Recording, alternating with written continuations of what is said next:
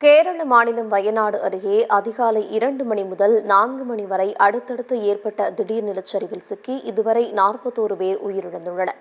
100க்கும் மேற்பட்டோர் நிலச்சரிவில் சிக்கியிருக்கக்கூடும் என்று அஞ்சப்படுகிறது. கேரள மாநிலம் வயநாடு மாவட்டத்தில் உள்ள முண்டகை, சூரல்மலை உள்ளிட்ட பகுதிகளில் தொடர்ந்து பெய்து வரும் கனமழையால் அதிகாலை அடுத்தடுத்து நிலநடுக்கம் ஏற்பட்டது. அதிகாலையில் மக்கள் தூங்கிக் கொண்டிருந்த போது சுமார் 1 மணியளவில் முண்டகை கிராமத்தில் நிலச்சரிவு ஏற்பட்டது. இதில் அந்த கிராமத்தின் பெரும்பாலான வீடுகள் மழை வெள்ளத்தில் நீரில் அடித்துச் செல்லப்பட்டன. முண்டகை கிராமத்தில் சிக்கிய மக்களை மீட்கும் பணியில் ஈடுபட்டிருந்த நிலையில் அருகில் இருந்த சூரல்மலை கிராமத்திலும் அடுத்தடுத்து நிலச்சரிவு ஏற்பட்டது. அருகிலுள்ள ஊர்களான வெள்ளேரிமலை, வைத்திரி, மேப்பாடி உள்ளிட்ட இடங்களிலும் தொடர் நிலச்சரிவுகள் ஏற்பட்டன. அந்த பகுதியில் உள்ள பாலங்களும் வெள்ள நீரில் அடித்துச் செல்லப்பட்டன.